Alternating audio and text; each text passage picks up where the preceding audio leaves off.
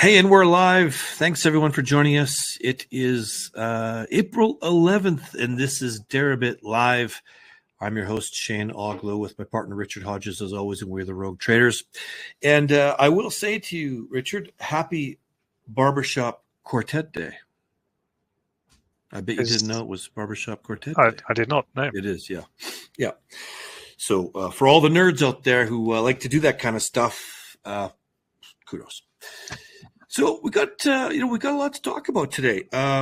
We've had a great market for trading. I'm actually kind of excited to show people a little bit about some of the discretionary trades we've been doing, and some of the trades too on the Road Trader account, as they'll see. Never mind the synth mining account, which is just kicking ass. So without further ado, let me just take a quick look here at the chat. Okay, yeah, no, just making sure everyone can hear me. I think it's good. Yes, Vladimir, the time change did screw everything up, didn't it? The same thing happened last year. It was really bloody annoying, but hey, it's always 3 p.m. Central European time, and then it gets goofy when GMT changes, and our apologies. So let me just go through the slides here, and we'll queue up what's on deck today. Current market analysis. We're going to talk about what's going on, what we're doing, a little bit of live trading, not too much trading. We actually did a bunch of trading this morning. And now with the U.S. market, with a time change, the U.S. market opens up at 4:30 our time, right? Or no, 3:30, 4:30. Now I'm all confused with the damn time change. Doesn't matter, but it won't be during our show. So we're kind of waiting for that to see what happens. Market staying strong. And the topic today is the Bitcoin halving, why it's different this time from different halvings, what we were kind of expecting leading up to now today, and what we're doing going forward, and how I'm positioning accounts for what I expect to happen. Again, I'm never in the business of making predictions. Sometimes I'll have hunches, I'll have thoughts, and I'm leaning one way or another for a reason, but I never bet the farm on that. So we're going to talk a little bit about that. And then at the end, as always, we're going to have a little Q&A section. I'm just going to quickly look at some numbers here. And this is from the synthetic miner account. I'll go through these, but a little bit later on, Richard's actually going to go in detail over some of over the account itself. But here's the update for the synthetic miner account. Now, let's not forget, this account was started 6 weeks ago. We had about $5,200 at that time, USD, whatever that bought us in Bitcoin. It was 0.0825 Bitcoin, I think. 0.0825, yeah. Oh, it's right there on the screen. Yeah, so you didn't have to remember. So we're up. Bitcoin Cash, Bitcoin Equity up on both those numbers. And the amount of Bitcoin we've mined is up over 11%, which is quite nice. So that's just we just generated 11% more Bitcoin with $5,000 than we had to begin with. So that's pretty cool. You can see the cash value is up about $6,600. And our annualized return, 626%. USD HODL annualized return is 111%. And, I don't know if we need to keep this in here, the cost of mining half an hour, man hours per week. It's not. We don't spend that long on this account, but we had to put something in there. Actually, what I'll do, Richard, is just go to the next slide, because you made some you made some graphs here. Maybe you could take us through these two graphs. Yeah, so forgive the few data points I've got. So the line's a bit jagged. I've not been particularly meticulous about recording every day, but this is the sort of profile so far. So you can see there's a little bit of volatility in returns. This graph is the returns in terms of Bitcoin on our Bitcoin. And so here we are at the end of the graph at 11-point-something% return after 42 days. You see we went up to 7% in the first 2 weeks, and then down to almost 0, and then up to 6, and then up again. And this is kind of in line with the market moving up and down. Basically, when the market goes up, we realize a profit, or if it stays the same. And if the market goes down, then we take a small temporary loss and then capitalize later. Yeah, and just so people know, this is the amount of Bitcoin. This is the amount of Bitcoin, and the red line along the bottom there is the amount of extra Bitcoin you'd make if you just hodled, which of course is 0 because you're just holding Bitcoin. So we actually increased our Bitcoin stash. And then if I click next and go to the same graph, this is in USD terms. So the orange line is how many your return in USD if you had just hodled over the period. So you'd have made something like 14%, is it? And return in USD by doing the mining activity increases that return to 26-ish%. So it almost doubles the return in dollars. So we're pretty happy with that. Very happy with that. Now, of course, the danger with this type of strategy is what if Bitcoin just goes down, down, down, down, down? Well, you're in the same boat if you're hodling anyways, but at least we'll be accumulating more Bitcoin so that when it does go back up, we'll have more. Yeah, and also if we felt that we were in a downtrend, a secular downtrend, we would change the contracts we were trading. Yeah, cool, fantastic. Here, let me turn these slides off. And what I'm going to do is I'm just going to share my screen. Let's jump over the charts. We'll take a look at what's happened and some of the trading we've done this week. So bear with me for a quick second here. This should bring up. You can see my screens here. Excellent. So we've got Ethereum. Again, it's just kind of mirroring Bitcoin right now. Some people are seeing a little bit enhanced performance from their ETH, but we're sticking to Bitcoin. So this was interesting. We had this massive run up, went up to 73,500 or so, 70, 72, whatever it was. 73 is way back here, 73.5, right? Yep, that's right. 73.7, something like that. Now we had this little run up recently. We went up to over 72, 72.5. And then a pullback. And then yesterday, before the CPI print, we were a little bit concerned about that print coming out one way or the other. It's a hot topic right now. It's a hot topic, inflation. There's a lot of speculation because it's an election year. They weren't going to let those numbers look bad, but they look pretty bad. So before that came out, we covered a lot of puts, especially the synthetic miner account, which was a nice thing to do. Even though we didn't need to do it, but it looked like it at first. We bought extra puts and bought some extra calls just from some wing protection. Nothing strange there, before any economic event, that often happens. Vols weren't incredibly high. They were certainly higher than they are now, but there was a little bit of, I think, nervousness in the market. And I said, well, you know what? I think if this number comes in hot, if things are looking a little bad, I think we're just going to get a knee-jerk down. And if we get a knee-jerk down and it goes right back up, oh boy, I think we're going to see new highs in Bitcoin soon. Maybe not before the official halving ends. I don't know. But by the end of April into early May, I think we're going to be at new highs. I really did. And what happened? Well, we had this move down, right back up. It was short-lived, but it was beautiful trading. And the reason why it was beautiful for me is I felt that no matter what the print number was, we had this massive support here, mid-60s. And if I scroll out a little further, we had this huge support down here when we scared the pants off everybody just a few weeks ago, down in the low 60s. I'm like, there's no way. I don't think this thing is blasting through the mid-60s. So what did we do? We took the opportunity, and when this thing went down, sold a shit ton, or maybe a family show, I shouldn't swear, sold a ton of put spreads down here. As soon as it bounced up, sold a ton of call spreads up here.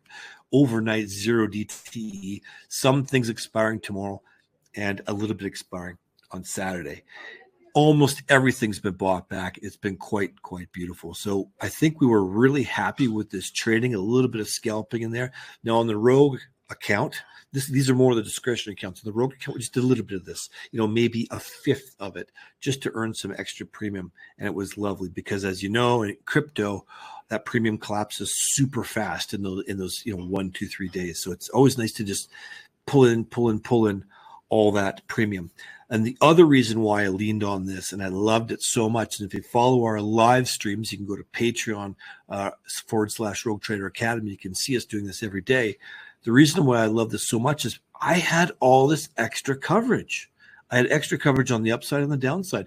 So even when I was selling these spreads, I still had double, triple, maybe on some expires, quadruple, because I sold multiple strikes, and I tend to scale into things. So it was a very profitable couple of days for us. So that was quite a beautiful thing.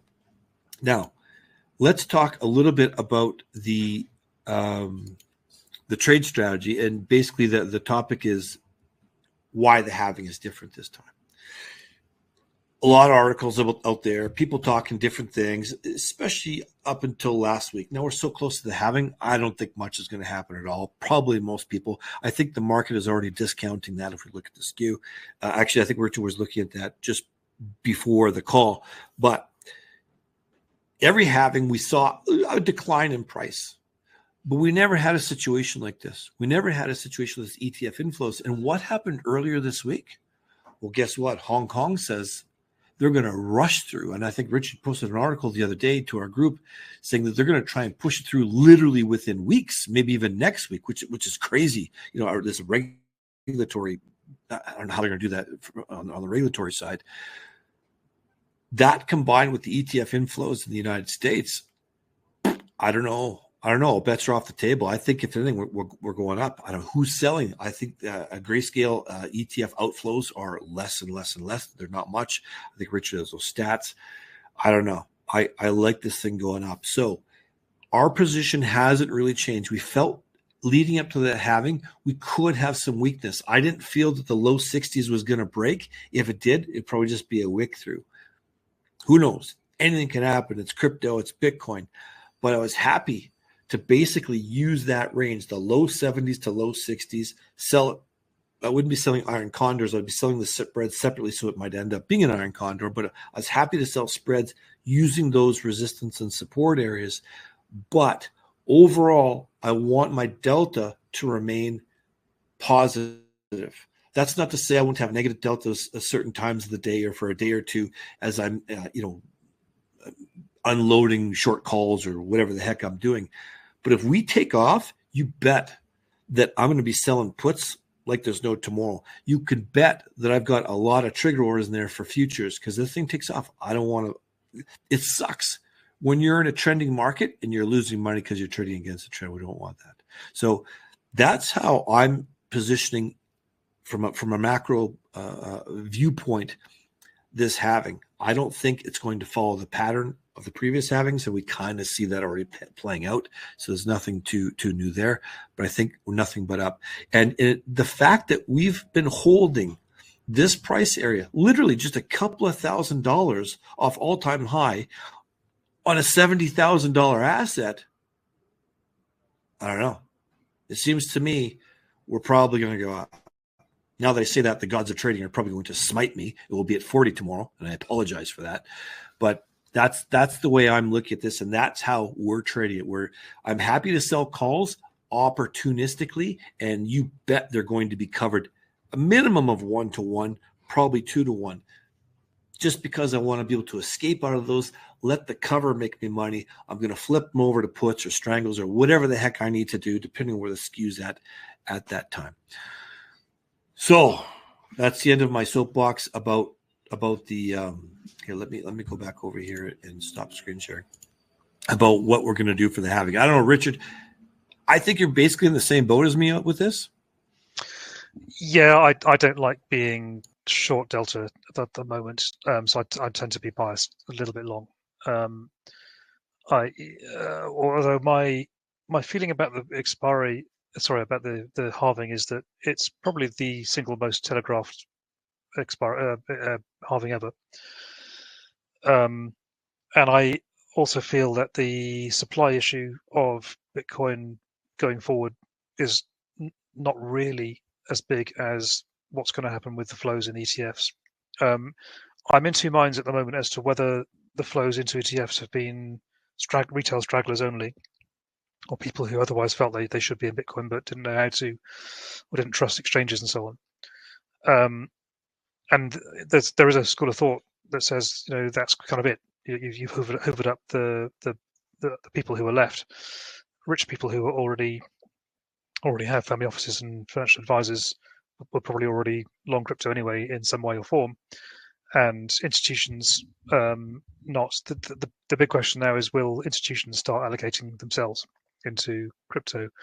And I just don't know, because you speak to different people on the street and you get a very different view.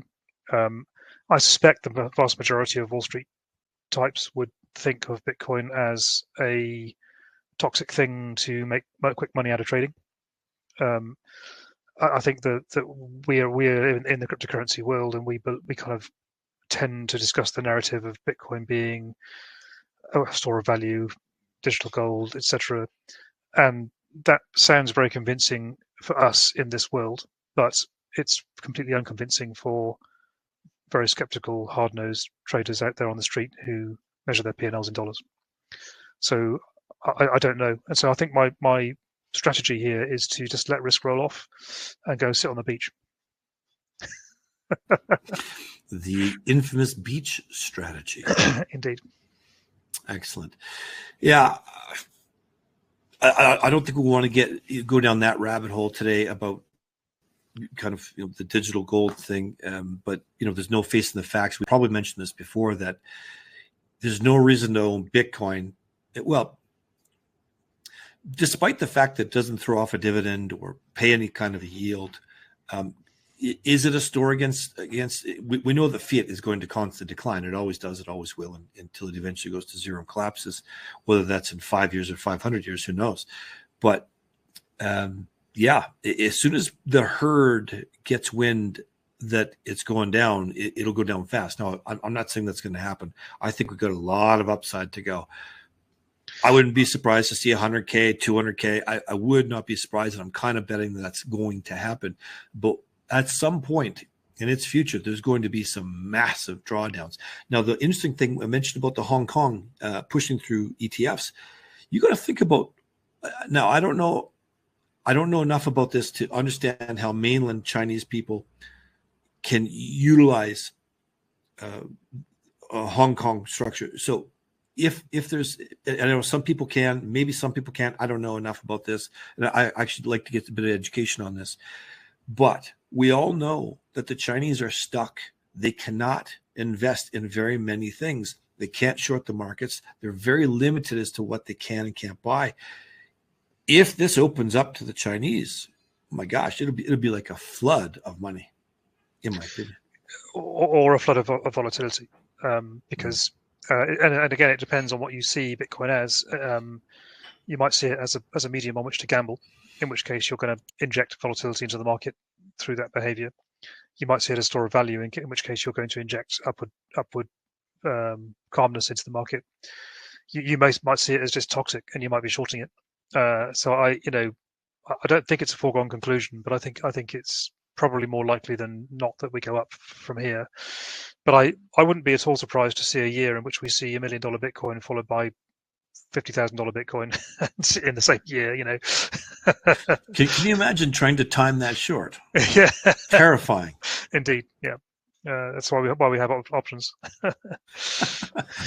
Yeah, and if you just went long the underlying, and you just sold perps, can you imagine what the funding rate would be? What you'd be earning? It might be insane. 2 weeks ago on OKX, you were earning 60% a year by selling perps against Bitcoin. I mean, you do better just by selling perps than you would just by owning the underlying. My personal strategy is for the Bitcoin I hold is to the point where it pays off my mortgage to do that, because at least then I don't have to worry about being clever anymore.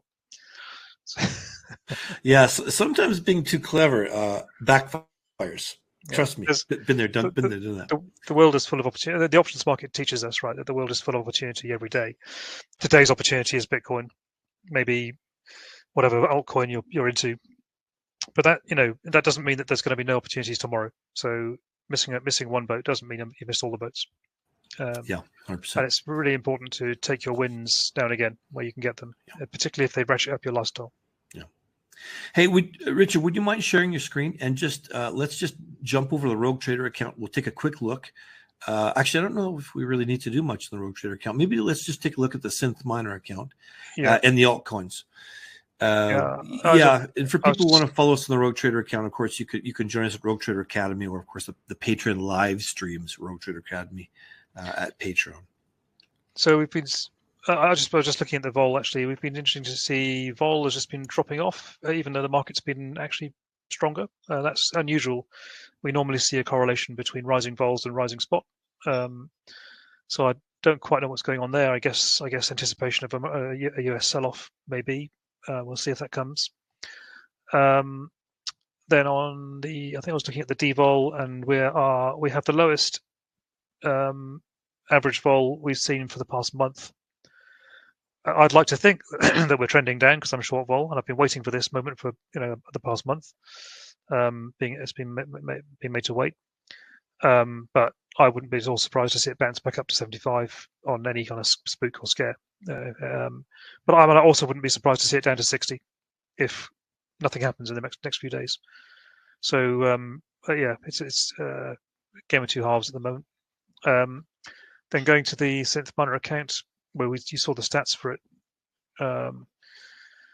Here we are. Our 12th of April's rolled off. We took them off early, didn't we? We paid sort of 14 bips and 11 bips to get these positions off. Yeah, we paid just before the CPI came out. We thought, you know what, let's just clear them off. Where 80, 90% of the value was bled. I don't know. Yeah, there we go. So it just asked me to refresh. And then as the market dipped, we sold another put spread here on the 19th of April. We sold two. Because we bought back one this morning. That's right. We sold two because we had one residual that was already there, and it was right next to the cover of the one we sold. So we decided to take off that. We had two strikes, one short, one long, within $1,000 of each other. So the net premium to be made from that position was pretty low. We feel pretty safe about the low 60s as a kind of base. So we were happy to widen out this cover and just see if we could pull out 70 basis points over the next 7 days. So this is sort of 10 basis points a day. And then we thought we'd sell a couple of put spreads in April. Not trying to get the full 10 basis points a day per contract, but just getting something embedded in there just to start pulling in some premium, just in case the market raced up. And we felt that if the market did drop off, then we've got plenty of time before it gets through 62. So we can do something about this. And the other thing so here's the current net asset value. Ignore the dollars side of it, but the Bitcoin 0.0917. We started with 0.0825. Current equity value 6,475. We started with $5,200, I think, or that. So we paid about $1,000. Yeah. Actually, well, we made 20% return in dollars and. What was it? 14% in Bitcoin, 11% in Bitcoin. 11%. Yeah, you're right. Yeah. I think we're perfectly happy with that. And then in terms of the cash on the account, there's 0.0940. It's almost 0.1 of a Bitcoin on that account now. The next time we write a contract, that'll be up to 0.1. So that'll be a 25% increase in cash. And all we have to do is let it realize. And then the other thing that was worth looking at was the P&L analysis. What was that? P&L analysis. Because one thing that always bugs people is the fees. And I don't. So there's our P&L. Here's our fees. So in the past 40 days, we've spent 0.0025 of a Bitcoin in fees, which is about what 4% of NAV, I think. No. If you're asking me to calculate that in my head, it's not going to happen. It's about 20% of what we've made. So we've actually about 20% of what we've made. We've given up as fees to Deribit. Now, because we made just over 0.1 of a Bitcoin. 0.01. Yeah. And we've paid 0.0025 in fees. Sure. Now, it doesn't pay to get too upset about this. I mean, we're dealing in small sizes, and we're a small account, so we're on the highest fee tier. If you trade in bigger size, you do get discounts. But nevertheless, there are ways we can mitigate fees. So we've been trading with single legs. We've been legging in to the short, the long strike. What you can do is go in and do a combo strategy. And you can pick your strikes and then build a combo here and then execute here. You don't always get the best price. You can sometimes get a better price by doing the outrights. And I think there's more liquidity coming. Deribit tell us that this is going to improve.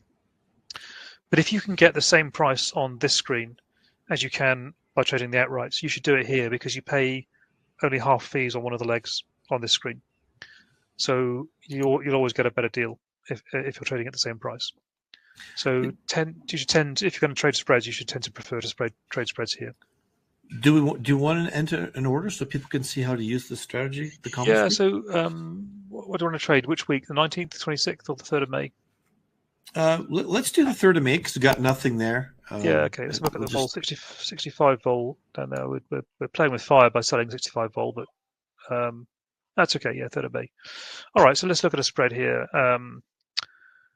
Well, if the cover was at 56 and we sold the 62,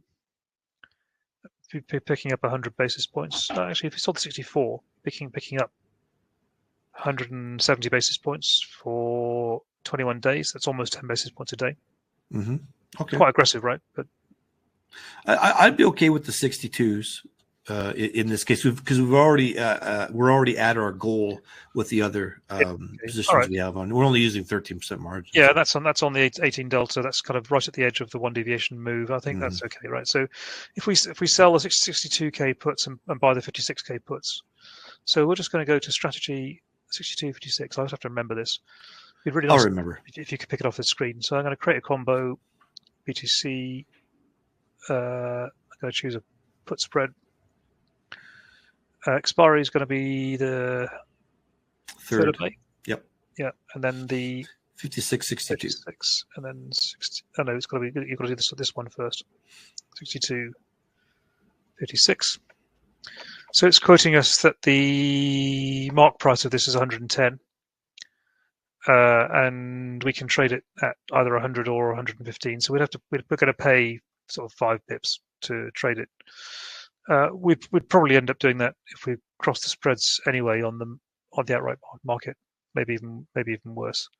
I'm not going to worry too much about it, but I'm going to create the RFQ and then go and find it in the RFQs. There it is, and then I'm going to go and put in a sell order to sell one at 109. Sell,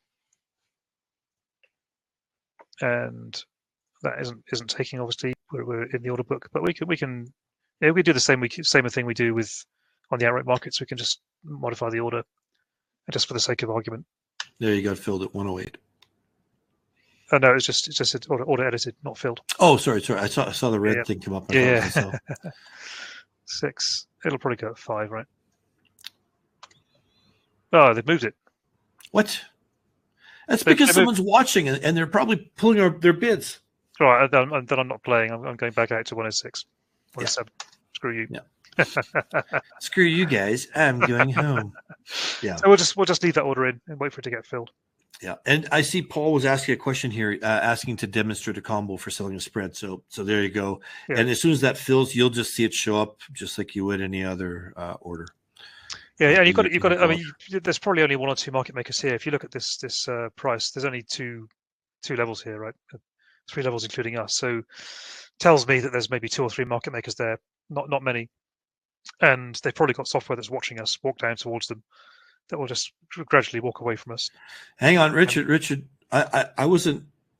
Vladimir says we created the wrong spread. He said selling the higher strike and buying the lower. Were you selling the lower and buying the higher?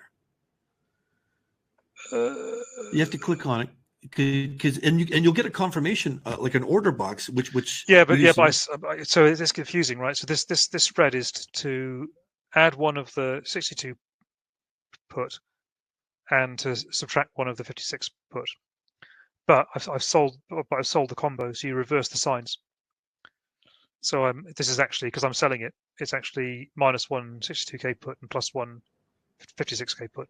So if you click on the order box again, I think you'll see that more clearly. Like if you click on, here. So if you click on the sell, it says here, sell the 62 by it spells it out for you. Yep. And that's a good point, Vladimir. You wouldn't believe the amount of times I've been there, but like, hang on. Are we doing the right thing? And that order box will show you there on the bottom what you're doing if you're hitting the buy or the sell. So thank you for bringing that up because it's worth knowing. I'm actually just going to sit on the mid price here because I don't like being monkeyed with them moving away from my price. bad manners. Okay, so we got some. We don't normally do the real time questions here because we're doing some real time trading. So Paul says the previous screen with the green +1 confused me, is for the wrong leg. Okay, exactly. The red -1. I can't flip it around. Yes, you just create the combo, and then you're either going to buy it or sell it, and each side's going to tell you what's happening. Again, when you find the combo you want and the existing combos, and you click the order box and you put your price in there, you're going to see what's happening right underneath the sell box. It'll tell you what it will execute. Underneath the buy box, it'll tell you what it'll execute. Yeah, it's always worth reading the small print. That's a really good move by Deribit to put this in, because it's really important to get it right. Because nothing more painful than unwinding a trade and then doing it again and paying 6 times the spread and 6 times the fees. Yeah, but don't feel too bad if you do it, because we've all been there and done it. We've all done it. Yeah, I did it once in huge size. I actually fat fingered a trade the wrong direction. Yeah. All right. Yeah. I was going to make a joke that we don't have time. So, hey, one last thing. Would you mind just bringing? So everybody knows we put on a Matic, an XRP, and a Solana trade. We threw out some iron condors because we didn't know what the heck to do with them. Not a lot of liquidity. We don't really know the assets. Well, the Matic trade was expired on the last week. It actually expired just slightly in the money, almost at the money. And guess what? We actually lost money on that trade, despite the credit we received overall, because the spreads are so wide. It was a little challenging. Now, both the Solana and the XRP, we bought back the short legs quite some time ago, I think, and we just had the shrapnel at the long legs, but there was no market for it. So what are we going to do with these altcoins? So we don't follow. We're not, crypto crazy enthusiast degens. We're just regular degens. So we sort of decided that from time to time, as we see different news coming out or different events happen, we're going to maybe counter trade them, or we're going to trade for a directional positional trade. We're not going to sell in those altcoins because it's just not worth it with the spreads and the liquidity right now. Now, I know this is something that Deribit's working on. You can't just introduce a new product on these, lately trade things and expect the world to show up. It's going to take some time before we can trade them like we do with ETH and Bitcoin options. But I thought I'd just mention that. There is a trade. There's a trade I'm thinking of doing with Matic, and that's because just recently we've had the news that the SEC have written a Wells letter to the guys at Uniswap, and as a result, the Uniswap token dropped, 10-20%, and it's fairly common knowledge that the SEC are investigating every DeFi protocol in a massive overreach of power, but they're going to try anyway. Why not? And it's not entirely impossible that Polygon guys receive a Wells letter as well, right, in the near future. And if they do, and the market is not sufficiently numb because of overinflux of Wells letters, then you might arguably see Matic sell off by 10-20%. And so maybe there's a trade to do where, I don't know, currently it's trading at around 0.9, but you could put a put spread in at 0.7, maybe. Now, be really careful because the mark on the 0.6 is 7 bips. But look at the ask here. Someone's really trying for it. The empty order book, and they put in a massive ask. If you were to sweep that, you'd regret it very quickly. But maybe I don't know. What do you think? Like you could buy the 0.8 and sell the 0.7, maybe. Yeah, and normally when we do directional bets, we're setting up a butterfly, or we'll do like a 1x2. So we're buying one put and selling 2 to pay for it or something. But there's not enough market there. Those further out of the money strikes, there's just no market. And the interesting thing, and I'm not sure. So the latest, the farthest strike is the end of April here. There's no Mays out, and I'm not sure why. I'm not sure when Deribit puts those Mays out. And another thing you could do, if you didn't think Matic was going to get driven up in the whole post-halving euphoria. Let's assume it's going to happen. You could actually just sell like an in-the-money call. Sorry, I beg your pardon. A put. You could buy an in-the-money put or something, or something like this. Because get some premium. Actually, no, sell in the money call, right? So get some premium and also pick up value if the market drops. I'm not touching that one. Yeah, I know. I mean, you enjoyed that one. I'd rather counter trade. Hey, if something news comes out, Matic wants to drop 20-30%. You know what? I'll buy some calls and bet on a bounce. Or maybe at that point I'll sell a put spread or something. I think we need to be reactionary unless we have some info. But if it drops like 20 cents, then yeah, you're right, because the vol would go up to like 140, and you could pile in there. Yeah. And it's in the run out of strikes, they'll have to have a new expiry. I did that actually last about a month ago, or maybe 6 weeks ago, with the news. New York Community Bank, when they had that massive concern over nonsense in their books and lots of New York office blocks that were underwater. I actually sold $4 puts on that stock, and even though it ended up below $4, I made money because I sold at 200 vol. That was a nice trade. 200 vol, insane. That doesn't last long, right? Especially on Well, that's the thing, right? No market can sustain 200 vol for more than like 3 days, right? Because all the longs run out of money. Hey, we've gone grossly over time again. I apologize. We've got a few questions, Richard. Let me just blast these off, okay? Yeah. Jeremy says, "Is there a video that explains how you built the synthetic mining account?" Well, previous videos, you can watch them on our YouTube channel. Previous of these Deribit live channel, they're published on our YouTube channel, Rogue Trader Academy, and they're also published on the Deribit YouTube channel. We'd obviously much rather you came to ours, because then we get more views, and eventually we might even get some monetization.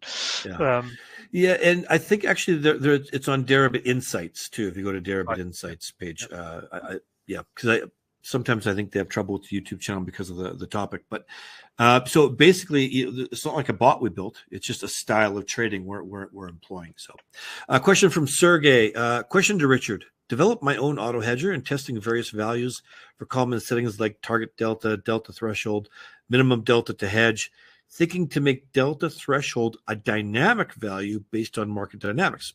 Can you share your thoughts on Autohedger configuration? Otherwise, I'm going to subscribe for gold level course and ask personally. Okay, don't answer, because then he's going to subscribe. There are a bunch of things. It would be great to speak to you. So, and we of course, we got filled on our spread. Looking forward to speaking to you. Please do sign up. We've got families to feed,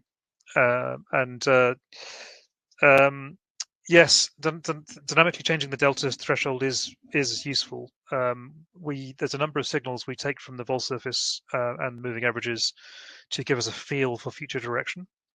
At the moment, so just to give you an example, I'm going to let you into some of my inner secrets here. The fact that vols are dropping while market's going up tells me that the chances are the market doesn't believe the rally, and that in fact we've got risk reversals going negative at 10 delta. Gives me a feeling, a fair amount of comfort, that we'll see weakness before we see strength.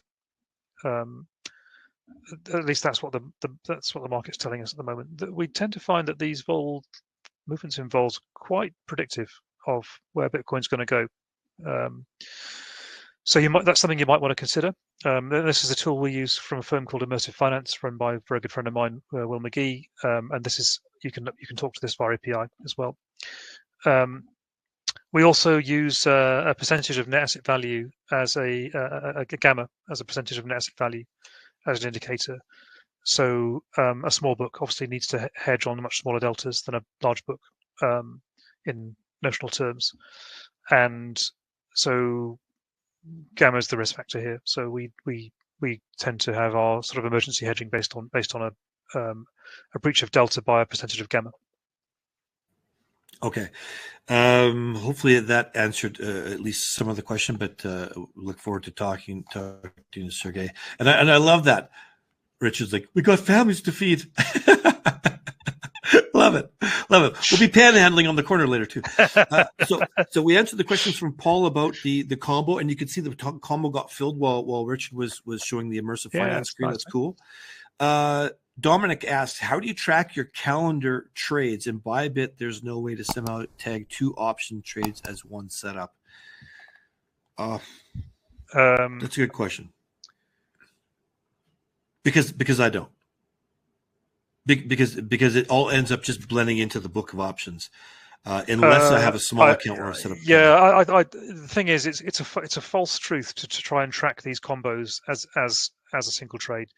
Once the trade's done, all you've got is a book, and you've got a book full of trades, and you've got to manage that book, and it won't matter that you want to take profit on 50% of your spread and so on. It's a very, very common way to think at the beginning, but it really doesn't matter.